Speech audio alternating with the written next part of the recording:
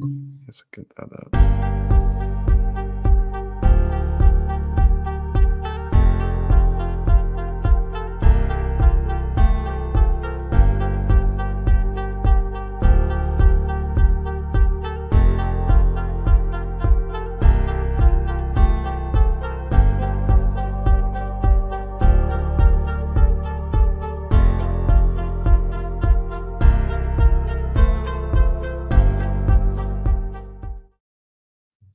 Welcome into a Sunday morning edition of the Level Flight podcast. Brian is not here with us this morning, but Elliot is. We're going live. This is a new part of our content schedule. We're super excited to start this. We've wanted to try live streams for a long time now. And here we are. We're live Sunday morning, and we have a heck of a game to talk about. Last night, the Jets defeated Perfect game to 4-2. Yeah, great game. Great game. And this is going to be a fun one. Elliot, how are you doing this morning? I'm good. Was up a little late last night after the win, but got a little power nap in essentially, and we're ready to roll. I'm super excited for this. This should be a lot of fun.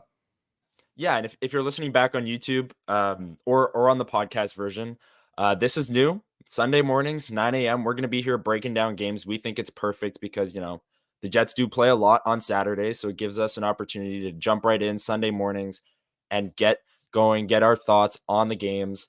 And of course, if we go live Sunday at 9 a.m., then we're not competing with the Illegal Curve boys, who obviously are going live for the Illegal Curve Hockey Show every Saturday morning at 9 a.m. But yeah, this is going to be a heck of a time. I see Brian's in chat from the lake. Of course he is. Brian from the lake, just kicking back with a coffee, taking in the LFP. Love to see it. Wish Brian could join us, but hey, at least he's tuning in. Good morning to all. That is correct. Let's get into this game, Elliot. The Jets, Hockey Night in Canada, top 2 Canadian teams in the league. You can't say they didn't show up because, man, that was a heck of a hockey game. Just from start to finish, that was just a ton of fun to watch. Just your initial big summary of that game. What were your takeaways when the final horn sounded and the Jets won? I don't want to be that guy, but that was a big 2 points. But that was a big 2 points. But to elaborate on that, that is a huge win for a Jets team that was on a slide. They've now won 2 in a row against, obviously, the Penguins are kind of in the playoff race, kind of not. They're kind of shopping. They're kind of, looking to sell. But then you play one of the best teams in the league this year. Obviously, your first period is kind of meh. You kind of do your typical, let's limit the chances 2023, 2024 Jets thing. And then the game just broke. As soon as the second period started, the game broke wide open.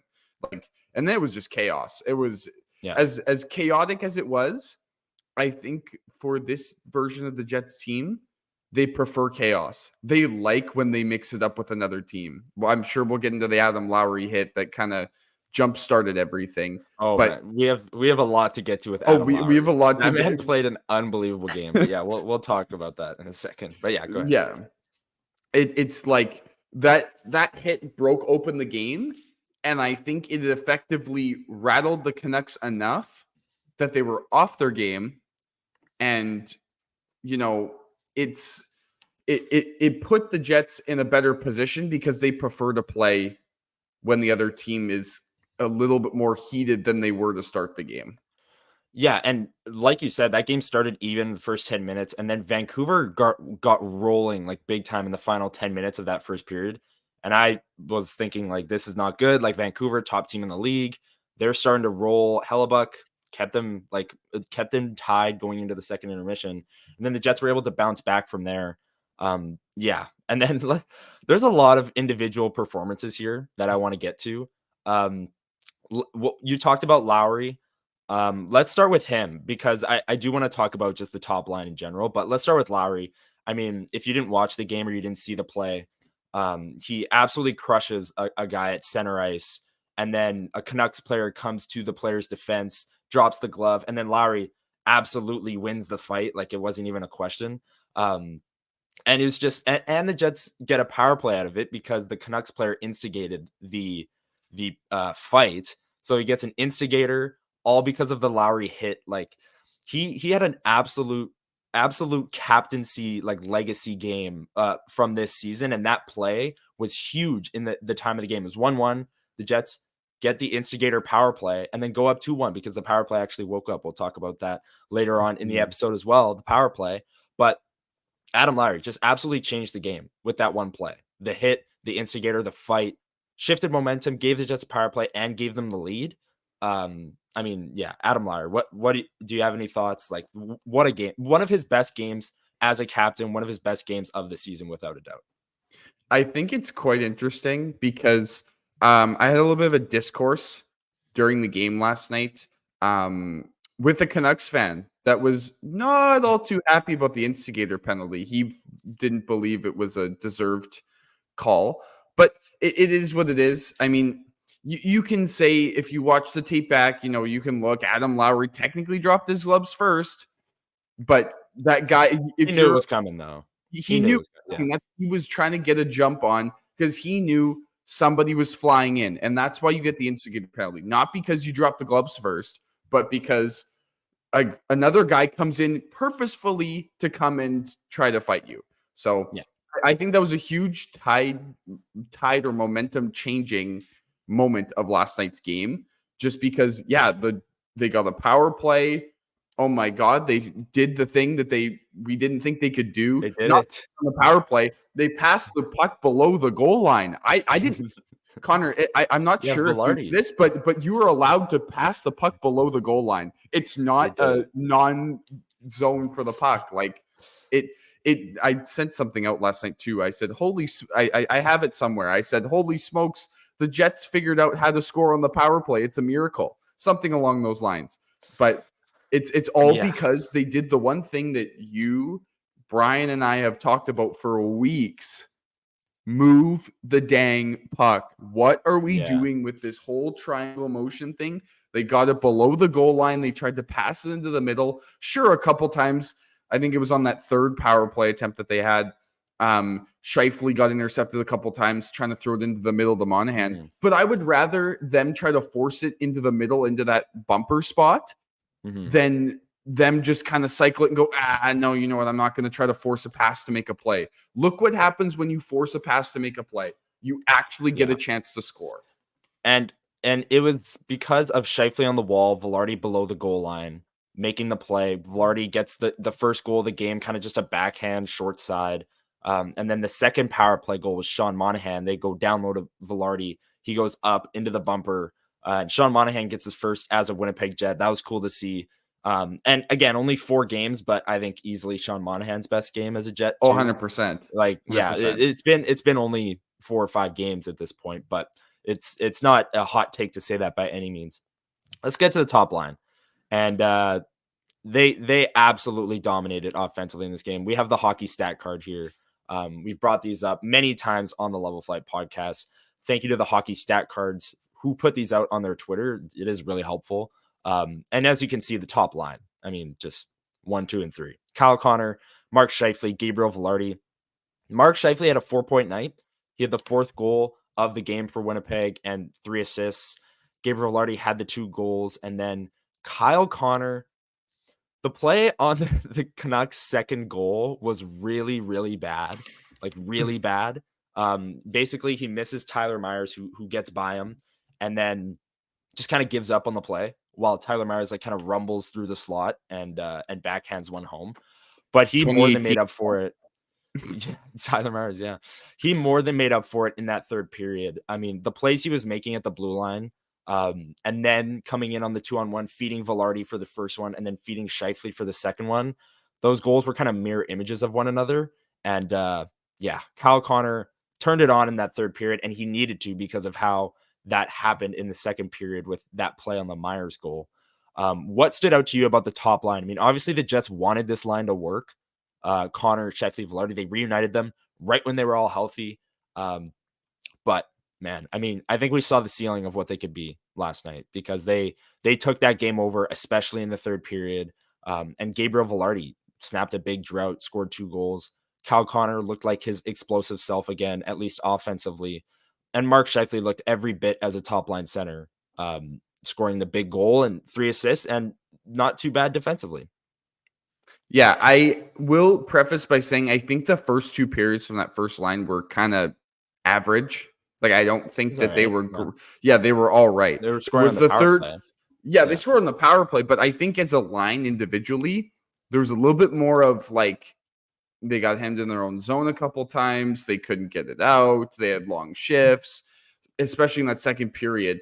And I think that it was a little bit nice to see that they kind of decided, nope, we're not just going to allow a bad or a not okay period to affect the rest of our game. We're going to go out there, we're going to take control, and we're just going to make sure that we like secure this win, get out of here with 2 points, and head on to the next one. So I think with Scheifele really spearheading the line and making plays, I think that was huge. Obviously, Yeah. the second Kyle Connor goal is what it like. Sorry, not the second Kyle Connor goal, but the second Kyle Connor Tyler assist, I Myers. should say. Or Oh, no, even the assist okay. Yeah. was a little bit more of like the Canucks make a bad play at their own blue line. All he has to do is make a saucer pass. It was pretty like, okay, if you don't score here, that's not great. But I'm just glad they converted because we've seen it so many times that they don't convert there. And I think they even got another opportunity right after they got another 2-on-1, like maybe a minute later. Like they hopped over the boards again and there was another turnover from the Yeah. Canucks. So Well, the third one I think was the most impressive goal of the night for me was Mark Scheifele brings the puck in and gets crushed at the blue line, like flat out crushed. But because the defenseman stepped up, he was able to let's get this out of here. He was able to then move the puck and drop it to Kyle Connor, who then broke in and was in on a 2-on-1 with Velarde, and then Tyler Myers just covered like blank ice, like just didn't take shooter, didn't take passer. So it was basically a 2-on-0, and Kyle a Connor just cone. slid it over to Velarde. Yeah, that was not a good play by Myers. But the play by Scheifele to get hit at the blue line and kind of power through, drop that puck and move, and then keep the play going, get the 2-on-1, that was really impressive. And that top line, I mean, we talked about it. We want to see Ehlers, Scheifele, Velarde because of the analytics and what they've put up in their time. But if that top line plays that well, I don't think many people are going to be too mad because that was a dominant period by every stretch Yeah. of the imagination. That third, yeah, The only thing that putting that line together does is it puts Ehlers on the second line. And I feel like he disappears when he's on the second line. That's the only thing. He kind of goes quiet. Yes, obviously he does his Nikolai Ehlers thing where he scores like 2 goals or he'll score a big important goal at some point and he'll make an impression on a game. But it really feels like sometimes when he's on that second line, you don't hear his name very much. He kind of disappears. It felt like when he was on the first line, he was like, you could tell that he was there and he was doing his thing. I will say there might be a reason why you didn't recognize Nikolai Ehlers last night and Cole Perfetti, and it's because Ehlers played 12 minutes and Perfetti played 10 or 10 minutes and 45 seconds or 50 seconds for Perfetti. So, I mean, when the Jets win 4-2, it's hard to sit here and be like, they need to play these players more. But the process needs to be correct. We've said that many times. And Ehlers and Perfetti playing 12 minutes or less can't really happen. Great. Yeah, we talked about the top line. We talked about Lowry. And then it all comes back to Connor Hellebuyck. I mean, he's playing the best hockey of his career. I don't think that's a hot take by any stretch of the imagination. He went toe-to-toe with the other front runner for the Vezina last night and was undoubtedly the better goaltender. And had to make bigger saves. Yeah, like he played fantastic, and the Jets will go as far as Connor Hellebuyck goes. And I saw a lot of people, especially like Canucks beat reporters as well, who were saying, well, Connor Hellebuyck did it again. Like, here we go. The Jets are going to be really good come playoff time because of how good Connor Hellebuyck is. He's now gone 31 straight games allowing 3 goals or less. Hellebuyck. Like, there was the Jets streak where it didn't matter who was in net, but now it's Connor Hellebuyck, 31 straight games allowing 3 goals or less. Like, that is an unbelievable run for a starter. It speaks to the Jets' defensive structure as well.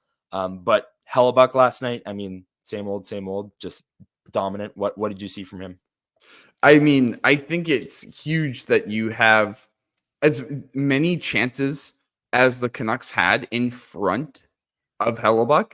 And it's just No, pad save. Oh, yeah, I'm just going to block that with my chest. Oh, now I got to go over the other post. Sorry, pad save over here. And then the Jets clear it. And then that's the Canucks' chance. And then they don't really get anything for another 4 or 5 minutes. Like, other than that 10-minute stretch in the first period, which I really don't even think the Canucks were that threatening. They They had a looked ton threatening. of zone time. Like they were in the zone for like 10 minutes, basically. Yeah. And that's what I mean. They were in the zone, but I really don't think they had too many opportunities where I was like, oh, they probably could have scored there. Right. And I don't really know if that had to do with the Jets defense, because Connor Hellebuck had to make 1 or 2 saves and the Jets would kind of flip it out. And then here come the Canucks again. Okay. Oh, Hellebuck. Oh, blocker that into the corner. Jets kind of can't get it out. Oh, now they're going to barely flip it out to center. They'll go for a change. Right. So I think when he makes saves, I also think that his rebound control is one of his, next to his positioning. I think his rebound control is his next best attribute. Like he does not give up huge rebounds. Like if he is so good at controlling the puck, and when he makes a pad save, he softens the blow. He makes sure it doesn't like bounce way off his pad and goes somewhere else. Like for the most part, unless you're sitting right there, like that Juleson goal he was streaking in right and there, it fell right to his stick, right? Like other than that, if he's not there, if he goes to crash the net a little bit later, Connor Hellebuck's probably covering that, or the Jets clear it out because it was right in front of Hellebuck. And that was the only way Juleson was scoring, was he had to go and like essentially roof it. Juleson's first goal since 2018. Yeah, it was like November 18th, 2018. Yeah. As soon as that popped up, I was like, oh, the Jets are losing. Like, they got players scoring from 2018. Tyler Myers scores. I'm like, man. A goal that he scored, I like how he did on the Jets, like twice in the playoff game. Like, yeah.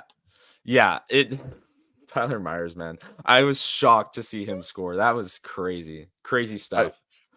No, if I'm being quite honest, as soon as he picked the puck up at the blue line and made a move around Kyle Connor, I was like, please don't tell me he scores here. Are we really doing this? Like Tyler Myers has that like weird like offensive defenseman upside every once in a while, where he like makes a really nice move, uses his reach, and like just puts the puck on his stick way out there. And it's because his stick is so long and he's so tall with a long reach, he scores. And it's like, are we really doing this? It's the like, same thing with Logan Stanley. Like, no, I'm not even kidding. In the Sharks game, there was just I guess 3 so. random flashes where he just like dropped the shoulder and went to the net, and it was like, okay. And then he would like pick the puck up behind the net on the rebound. It's like, what? It's like, kind of, where did that come from? It doesn't happen as much with Stanley, but it does happen where it's just randomly like, whoa. And you see a flash of like offensive upside. Yeah, Brian kind of hits the nail on the head here. Jets score a few, they'll probably win with Hellebuck in net.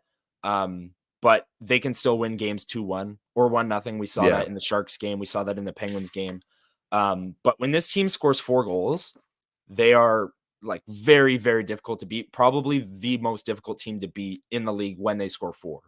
And come playoff time, that's going to be huge. And this is why we've been talking about the power play. The power play goes 2 for 3, I believe the final count 2 was. 2 for 3 or something like that. 2 for 3. Regardless, they scored 2 goals.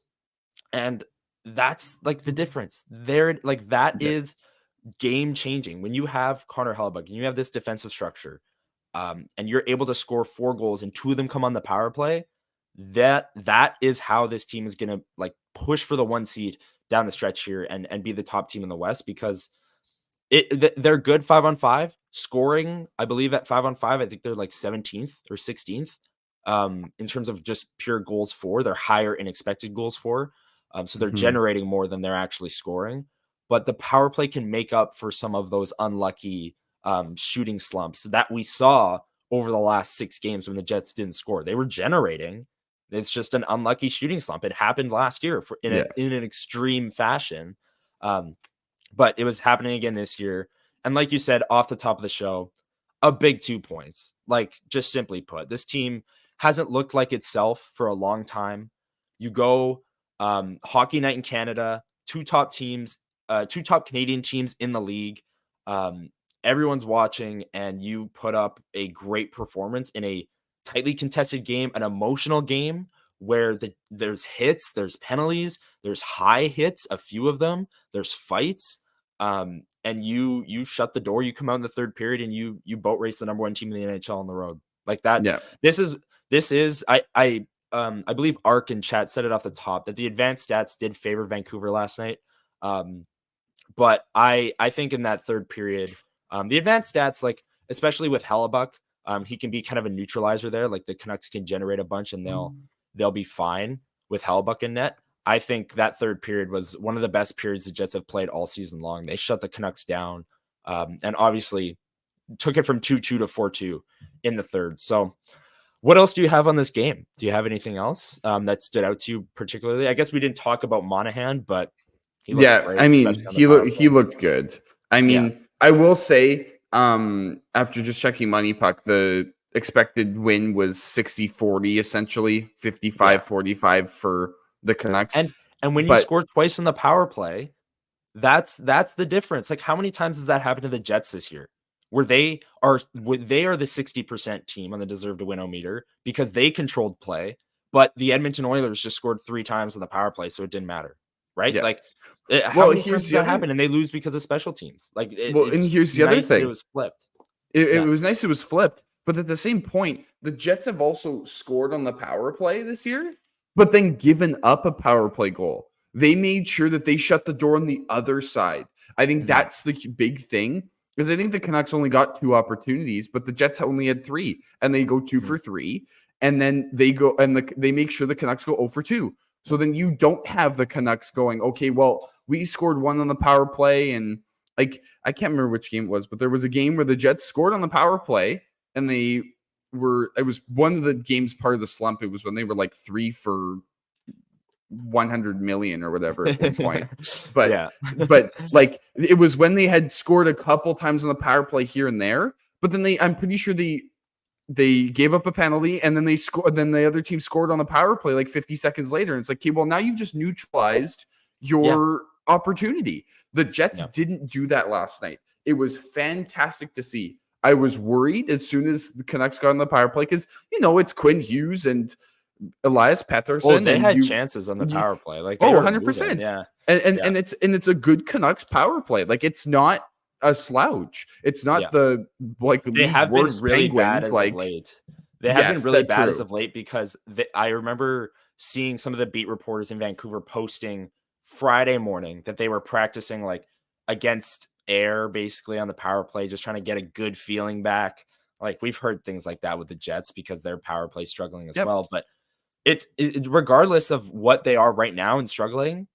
We saw the Jets go 2 for 3 and they're 0 for 21 in their last 8 games. So the flip can switch that quickly. I think Sportsnet put a graphic up too saying it was. Now that I'm remembering, I think they put a graphic up saying the Canucks were like 0 for 27 for their last however many games, and then the Jets were 2 for 3 tonight. Like, special teams is a crapshoot sometimes, but I mean, I'm just glad that they scored twice and in sustainable ways. It wasn't like it was some weird bounce that they got lucky on or whatever. It was, nope, Velarde scores right on the doorstep. They go below the goal line to Velarde, up to Monahan in the bumper. Like, it was a sustainable way to continue to score on the power play.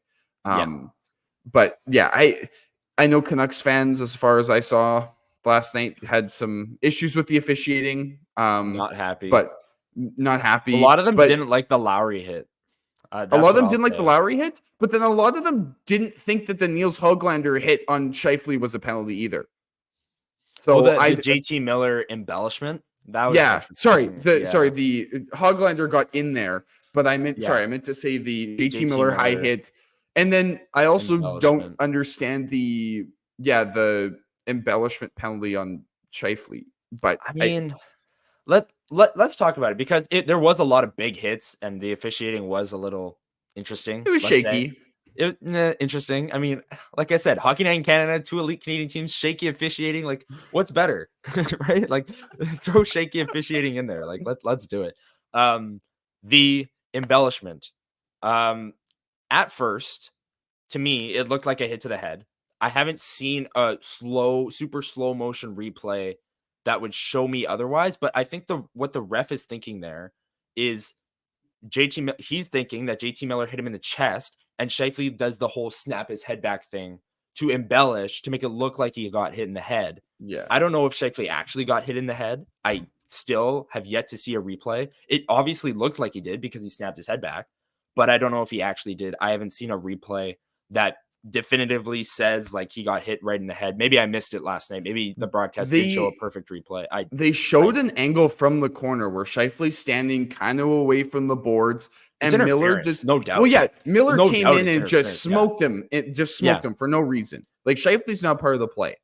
Yeah. I will say, I don't think that Scheifele was embellishing, but I do believe that Miller didn't hit him in the head. Miller hit him higher than he probably should have, but it wasn't in the head. I think Miller hit him somewhere in the shoulder blades, upper chest region, and that's why Scheifele kind of cocked his head back because it was up here. It was still up here, and it was kind of like a bang up here, so it looks like the head, but it wasn't. I don't know. It was the angle they gave on the broadcast was from the corner, like from that same side corner, and I'm sure it's somewhere. But it looked a little like he just hit him super high, but it wasn't head, but 100% that was interference. What do you do? JT, what are you doing? Like, and it's the way he fell, I think it also contributed big time to the embellishment, because obviously he snaps his head back. But Scheifele also like kind of left his feet and like flopped on the ice, like his body just like fell on the ice. Like he didn't go like this and then like stay on his feet or like fall over. He like jumped to like snap his head which back. I also don't think he was. He also wasn't prepared for that. Like I think that was also why it was a little bit looked a little bit more dramatic, was because he's standing there waiting. Like normally if you're going to come up behind somebody, you cross check the guy or you check him from behind. You don't as soon as he turns come and just fly in and smoke him up high. Like I think that's why he was a little bit surprised, but I think he sold it a little bit too much. But it's just interesting how they like distributed everything last night. Like obviously you take a look at everything after and you go, okay, well, most of that makes sense. But in the moment you're going, okay, why did this happen? And also just to clarify, for also if anybody was watching the game and didn't fully understand, because they didn't explain it at all on the broadcast. They were all worried about why the instigator was there. Just confirming. So obviously DiGiuseppe gets 2 for instigating, 5 for fighting. Was the 10 also for instigating? I think so. He didn't come back? No, they said it was said it was a 2, 5, and a 10. And so and the broadcast was all worried about the 2 minutes for instigating. They didn't talk at all about I heard 10 minutes. So I'm not 100% sure why it was a 10-minute, if it was because of the instigating. And now I turned to my girlfriend because she said, "You heard 10 too, right?" And I said, "Yeah." And she said, "What for?" And I said, I'm not sure. Is it for the instigating? Like, I know they're trying to stop like purposeful fighting in the league for the most part, but I didn't think that was something that the league was trying to do, was, you throw the 10 in there so that guys don't look for. So here, hold on. I have the NHL. I'm on NHL.com. Says Philip DiGiuseppe got an instigator 2 minutes, a fighting 5 minutes, and a instigator misconduct 10 minutes. So, Adam in chat here's got us covered. You do get a 10. I saw him leave. I saw him get tossed, and I was just confused because I didn't know this. And like you said, the broadcast didn't really cover it. They were like, "Oh, DiGiuseppe, he's gone." And the Jets are going on the power play. And then they just went on. And then obviously the Jets scored on the power play. So they had a lot to talk about. But I thank you for that heads up. I did not know this. And it was an interesting part of the game because I do have a comment. Yeah, go ahead. Yeah. No, you go ahead. You go ahead. Okay. DiGiuseppe, like a 4th line player for Vancouver. And Adam Lowry, I mean, he's playing like a 2nd line center this year. He's playing out of his mind. That play, I mean, we talked about it off the top because it changed the game so much, and it was the play of the game without a doubt. Adam Lowry, 100%.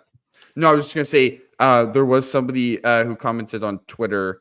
Olive Garden Stan said that Di Giuseppe did come back. So I'm assuming that also, as Adam saying in the chat here as well, would have it been was back in the just like third. it was back in the third, which I find interesting. Then what's the I guess Well, it's not you a have match to act. penalty.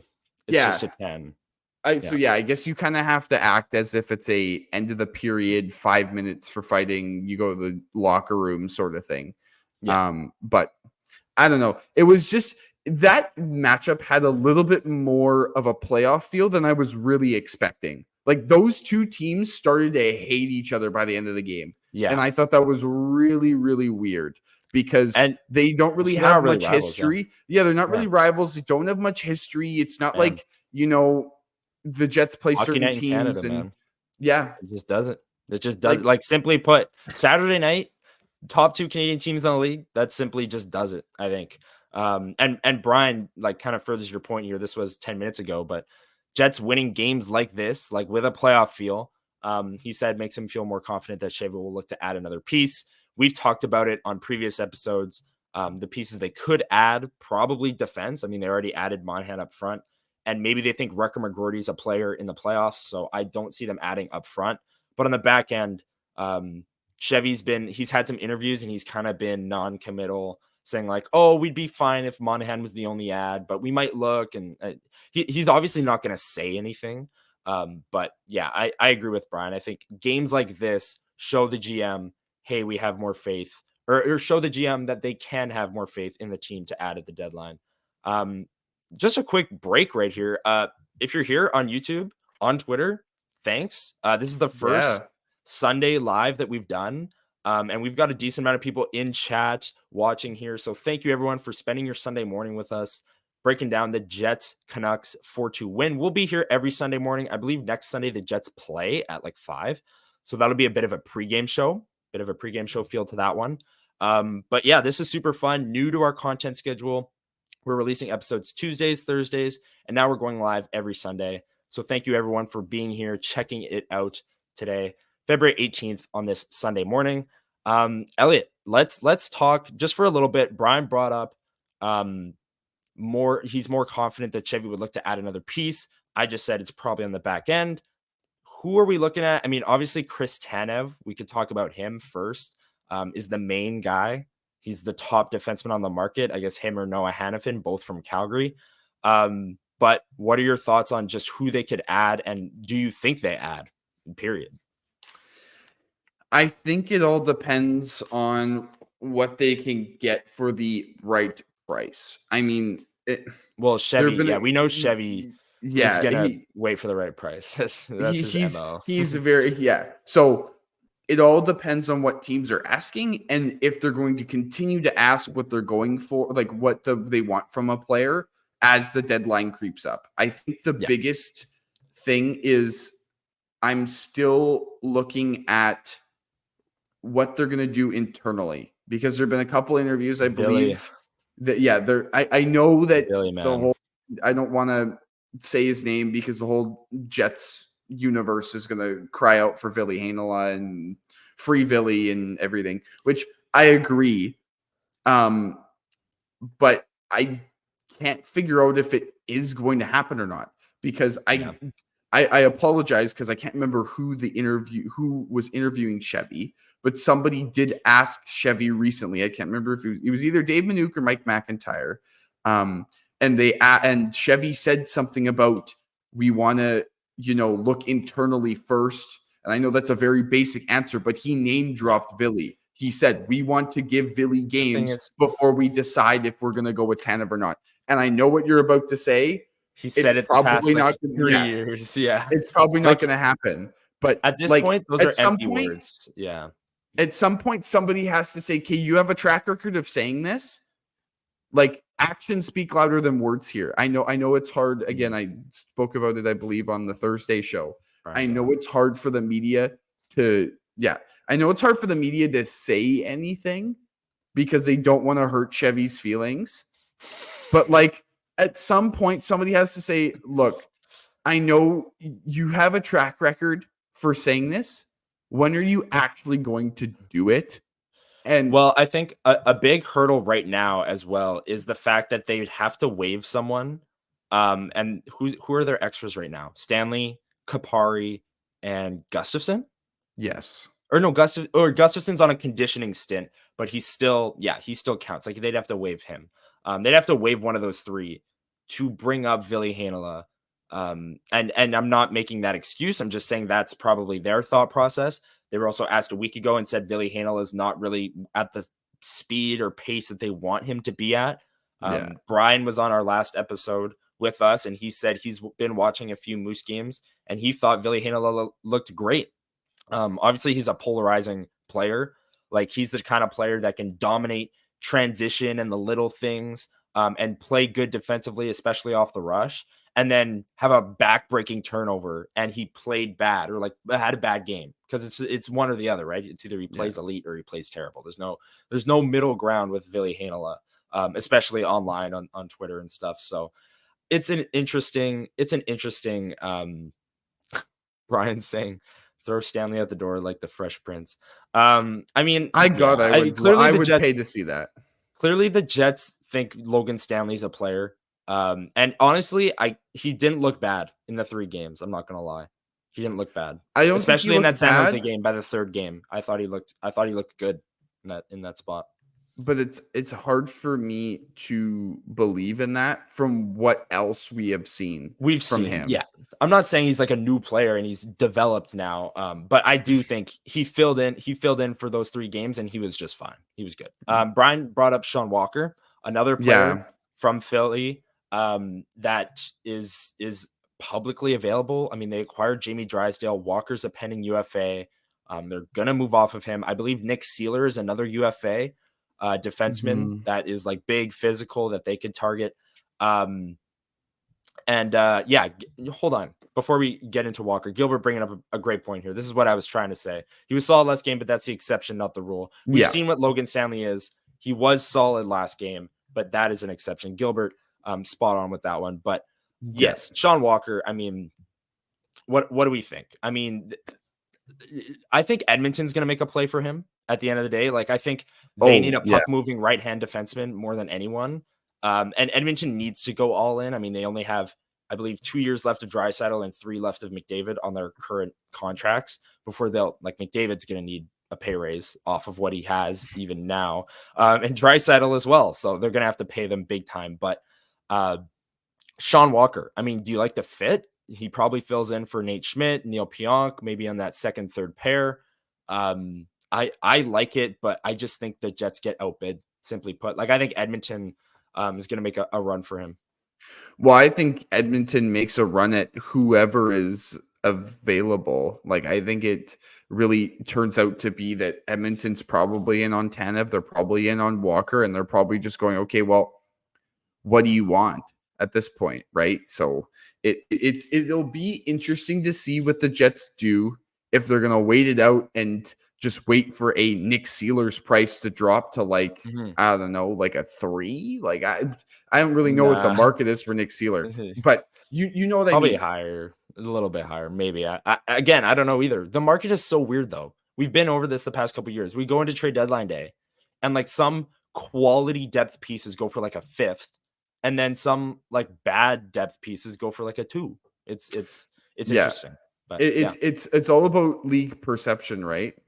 But I think it's, God, I hope not what Gilbert's saying. But Dumba?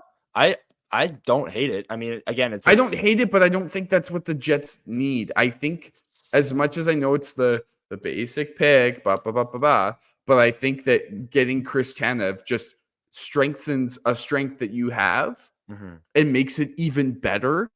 And then hopefully you get the offensive numbers to come up because he's playing with a Jets team that has a little bit more talent, right? Like, I think that's the best case scenario. Chris Tanev, yeah, I think so too. And then there was a report, I'm not sure who it was, so I can't give credit, but Rasmus Anderson's name got floated out there as well. He's got 2 years left on his contract. I mean, Hannafin's out there as well. Rasmus Anderson is like a huge swing, and I think his price is out simply because the Jets don't have their first. like maybe you can use Montreal's second, talk them into the fact that that's basically a late first, and then add in a prospect, like a few big name prospects, like a Ville Heinola and a Chaz Lucius. I don't know. Like Rasmus Anderson's the legit top pair guy, and he's got 2 years left. And that would cost a lot. I do like the thought, and the fact that his name was even out there was interesting. But I think that price is too high. But what we've heard out of Chris Tanev is that the price is like a second round pick, which I feel like is low. He's one of the best defensive defensemen in the league. He can move the puck well enough to where it doesn't hurt him in the transition game. And again, like you said, like I've said many times on this podcast, strengthening a strength even further, like getting even better defensively, just sounds like a cheat code. The Jets just held Vancouver to 2 goals on the road, and Connor Hellebuyck's gone 31 straight games allowing 3 goals or less. You add in a Chris Tanev to the blue line in front of Connor Hellebuyck, they get even better, and life is even easier for Connor Hellebuyck. Gilbert does bring up a great point here. He'd prefer Tanev, but there are a lot of suitors. All the reasons I just mentioned, every team wants a guy like that, a guy that's going to block shots, be elite defensively, a veteran, rental. There's a lot of reasons why there would be a lot of suitors, and that's why I think that second round price tag is not accurate. Like I think he's going to go for more than that. And I think the second round price tag should have meant that he should have been gone already. Like if I'm any team, I go, yep, here, have a second, Kate, we'll take him. Like it should to get him for 30 plus games instead of at the deadline. Yeah, I think if that was truly the price, or the market's just not there, and the Flames put that out and like fed it through a reporter to be like, hey, we need to pump up the price to a second round pick, which that can't even be like plausible. I don't think that's true. Like, but anyways, we'll see. I think that the Jets, if they are going to make a move, it won't be till the deadline. Like I don't think that they're going to be one of those teams that makes a trade a week before and says, okay, yep, like that's it. Well, they did it with Nino, and I could see them doing that again. Like they did it with Nino, where they gave up a second round pick, brought in a guy who's again top 6 forward and has been here now. And Chris Tanev, they could do the same thing. Like a week before, if they threw a second round pick and a C+ prospect or a B- prospect, apparently that's the price. I'm not like saying that gets it done, but apparently that's the price. And they do it a week before, I wouldn't be shocked. But we'll be here on deadline day. We'll be talking about it. We'll be live on deadline right up to the buzzer. I'd hope so too. And Ryan here saying, great show, keep them coming. Thank you so much. We really appreciate it, and we are looking forward to doing this every single Sunday. I don't know how long we'll go on Sundays, but I'm having a blast here today. So this is let's great. keep talking. I mean, we covered Canucks Jets for the first half an hour. If you're just joining us, now we're just kind of talking trade deadline targets. Is there anything else kind of NHL wide, Elliot, that maybe caught your eye yesterday? I know you were at work for most of the day, but was there anything online? I'm trying to think of like what happened across the NHL. I know Connor Bedard. I guess we could start there. He's back. I guess he's the Calder favorite. I mean, he had a goal and an assist for the Blackhawks, and the he's Senators. Probably just the Calder winner at this point. If I'm being quite honest, if they give it to anybody else, it's really bad for media. So at this point, if you're the NHL, you might as well just give him the trophy at this point because he is the best rookie in the league. Because to me, yes, I know that it matters about points. But at the end of the day, Connor Bedard is the best skilled rookie in the league. He's going to still lead in points, though. That's the thing. Probably too. He's still going to lead in points. Yeah, but I agree with you. He's the most skilled rookie in the league. And Brian bringing up the Florida Tampa Bay. I mean, holy moly! I think Florida won 9-2, and the Leafs won 9-2 over the Ducks. I know that's the Ducks, Matthews but it's still another hat trick. Matthews got another hat trick. Youngest and most hat tricks in Leafs history. Like, he can score really goals. Impressive what he's doing. I don't want to talk about the Leafs, but it's really impressive. Are you sure? Are you sure we don't connect to a Toronto sports network? Yeah, maybe. Tampa opened the scoring 24 seconds in, then Florida scored 9 consecutive goals and won 9-2. Brian is saying in chat. 9 unanswered. Like, You got to call a timeout. You got to get. I mean, I know they pulled Vasilevsky, but you got to pull out the stops, man. 9 straight goals, crazy. Yes, Gilbert bringing up in chat, and people are agreeing with him. Adam's agreeing with him. Perhaps the Jets consider Rutger the big ad, especially up front. I'm excited to see him in a Jets jersey. I'd love to see Rutger with Niederreiter and Lowry. No, Good. like even if it's just for regular season games. But I agree that I think the Jets might think this, and they might think that Rutger is the ad. And that's not even like bad thinking on their part, because Rutger is tearing up the NCAA right now. He's absolutely dominating. And if it means it gets Mason Ovechkin Appleton out of the lineup, I will take it. Did you see what he did last night? Did you see? He took another one-timer. It hit the crossbar, and he put his hands up like this. Oh, right. Because he thought he scored again. And I'm sitting there, and I'm like, oh, my God. I thought someone was going to screenshot that, because that was really funny. Like, the goalie's like looking over there, and Appleton's just like this. It's like, no, you didn't score, man. No, you hit the way outside of the crossbar. Like, I think that was going over, and it like barely got the crossbar, and it still made the sound. Like, I don't get it. Yeah. But. And Patty Wall from Twitter here bringing up a good point. He wonders how keyed in other teams are on his injury troubles for Chris Tanev. I didn't switch topics there. Sorry, I'm just talking, just yapping. But he's asking, does a second and Lucius get it done? I think so. I mean, the asking price being a second makes more sense when you take into the injury history and things like that. And then Lucius, I don't know, what is he at this point? B- B prospect? I don't even think he's a B. Like, that's my issue. I don't know how much value Chaz Lucius has anymore because of all these injuries. Price is like a second, and he's the throw-in. Well, not necessarily the throw-in, but like Lucius to outbid everyone else, like, and the prospects they're offering up. I could see it. I mean, Adam, like I said earlier in chat, he's with Gilbert. They want to see Rutger. People are excited. Oh yeah. That Brian brings up a good point. Maybe Patty was talking about Lucius' injury history, but Chris Tanev also has a bit of an injury history. I mean, he plays on the edge too. He blocks a ton of shots, and he's 34 years old. So maybe teams aren't willing to pay that much for a guy who plays so risky and could break his hand on a shot, on any shot. Gilbert agrees with your take about Rutger. Appleton can still be serviceable on the fourth line. Yeah, the Jets can have an elite fourth line. They have a good fourth line right now. They're just not really producing. Morgan Barron left the game last night with an illness. Should be fine. I don't think that's brings up a great point here. How long until McDavid takes over the points lead? And what is Matthews' goal total this season? I think he hits 70, first of all, on Matthews. I think he's on pace for 72. 67. That's my exact. And you okay. I think he hits 70. I think he's on pace for like 73. And he's already got 6 hat tricks on the season. Like, we're in mid-February. It's ridiculous. I think he hits 70. How long until McDavid takes over the points lead? I haven't checked after last night's game, because the Oilers and the Lightning both played, and I don't know. Well, I guess the Lightning only scored 2 goals and got boat raced.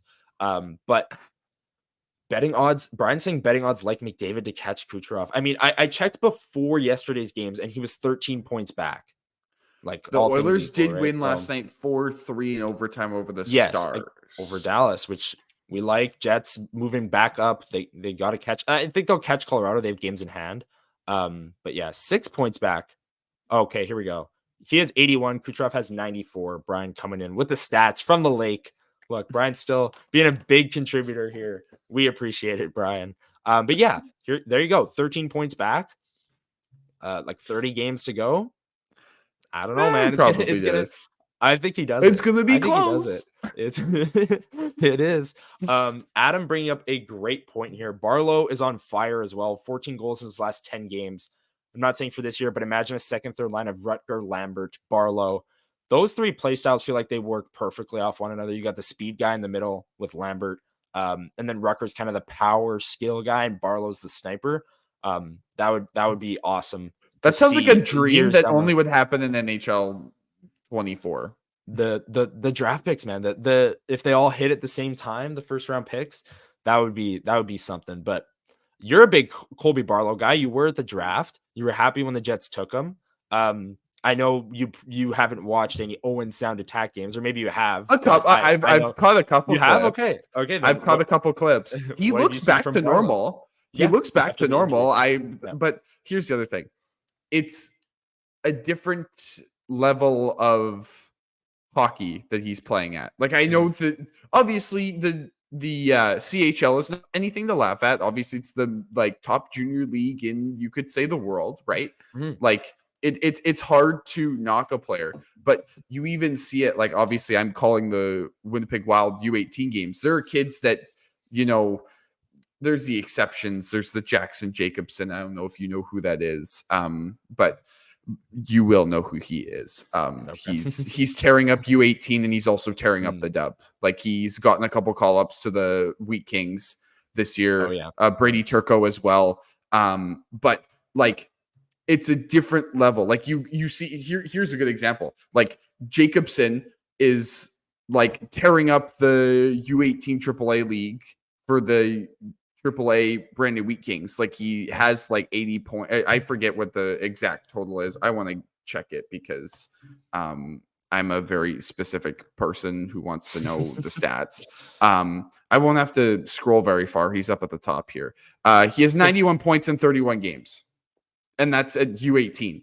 Now, here's the thing. He went and played his first game in the dub. He had a goal and 2 assists in his first game, right? Like, there are players that are just going to play well at specific levels, and I think that's Colby Barlow. I think Colby Barlow is a very good OHL player, right? He scored 40 in a season for a reason. He's probably, I don't know what he's on pace for right now, but like 14 and 10, and I think he had 10 already. Like, he's probably going to eclipse 30. He'll probably get to 40 again, right? It'll be what happens if he wants to take a step. We saw it with Brad Lambert, where last year he was with the Moose, didn't play well, then stepped down to the WHL and played really well, right? And so obviously that helped him for his development. Seeing it with Rutger in terms of the step.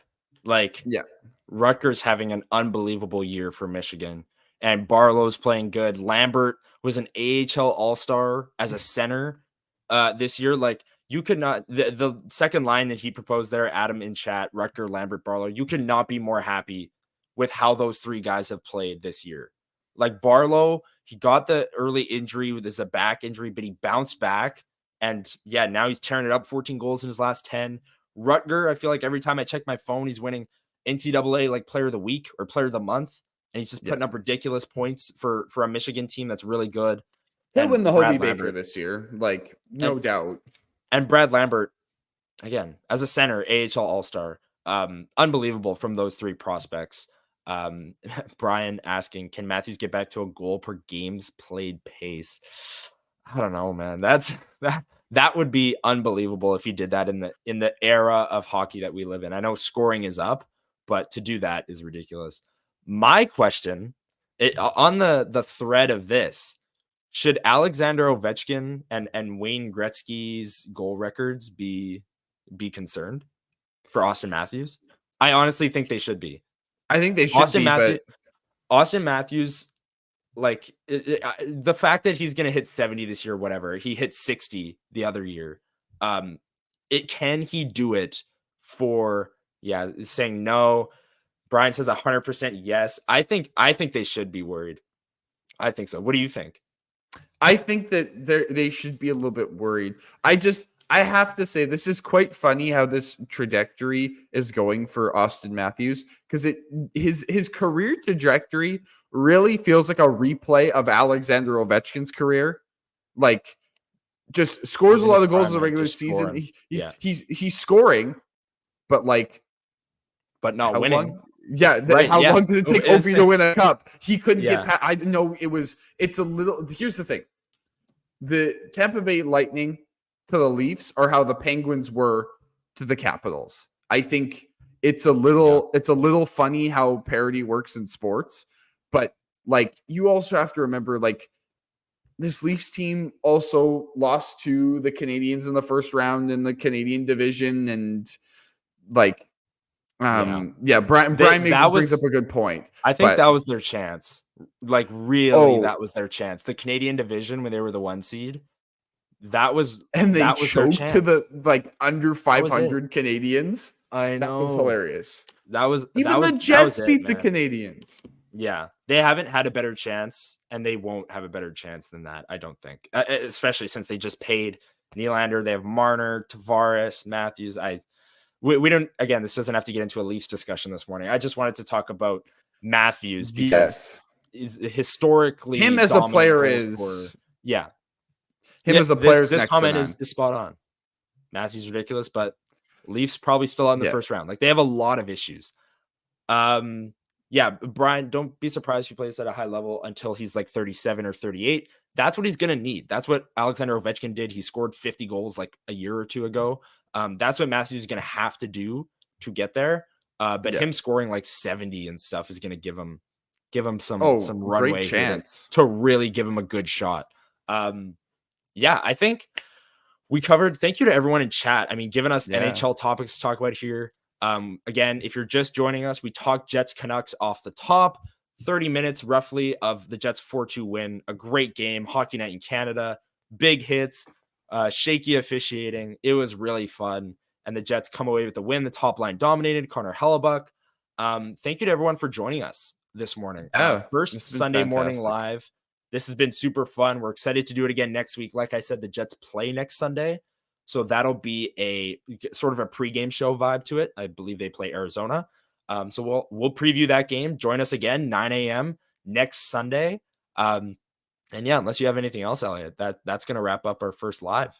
This has been fantastic. I've had so much fun interacting with everybody and, just getting to chat hockey. Like, this has been... Oh my God, excuse me. So good. It is early. See, it is early. It's early. I'm waking up, This is a good way to start the morning. If, you're listening to this back or just catching it as in, this is a great way to start the morning. And it's just so much fun. And more content coming this week. Yeah. Like, it's just going to keep coming. Yeah. And the Jets, they play Monday. It's Louis Riel Day, I believe, here in Winnipeg, if I'm not mistaken. And the Jets play 3 p.m. against Calgary, not here. But there's games all day in the NHL, a lot of days off. And then Tuesday night, big game, the Minnesota Wild inside Canada Life Center. I mean, I know a lot of people have tickets for that game. It's rivalry. We talked off the top about how this game was physical. It was fun. That game's going to be physical and fun. Adam's in chat. Good job, guys. Thank you so much, Adam. Thank you. Both my weekend mornings are booked now. Yes, of course, we couldn't do Saturday mornings because, Illegal Curve hockey show Saturday, 9 a.m. We're not stepping on toes here. Not stepping on toes. Oh, no way. But love what Dave Minuk is such a nice guy. I've talked to him many, many times in the press box. Love what Illegal Curve does. I'm tuning in every Saturday morning, of course. Patty Watt, cheers, boys. Happy long weekend. Predictions for Jets Wild to bring us home here. Give me 3-1 Jets in like a scrappy game. The Wild just don't generate. Go ahead. You're gonna hate this. Give me 2-1 Jets with a controversial hit at some point during the game. And the game ends in a shootout because that's how that's how that game would end after all the controversy that will happen. It'll end in a shootout, and 3-on-3 overtime will be just flying. Kirill Kaprizov will hit a post, and Josh Morrissey will hit a crossbar, and then the game ends in a shootout because that's just how that goes. Yeah, it'll be fun. The over under on the controversial hits is what I'm looking for. No, that'll be a great game. Once again, Woo. Once again, thanks everyone who's here with us Sunday morning. Come back next Sunday. If you're listening on the podcast, we are going to upload this as a pod. If you're listening, come join us live Sunday mornings, YouTube. We're also streaming on Twitter, I believe, through StreamYard here. So you can watch through Twitter. You can watch through YouTube. Join us next Sunday morning. Thank you to everyone who tuned in, and we will talk to you next on Tuesday, breaking down the Jets Flames game and previewing the Wild and Jets game that everyone is hyped for. So thank you everyone for tuning in, and we will see you next time. Peace.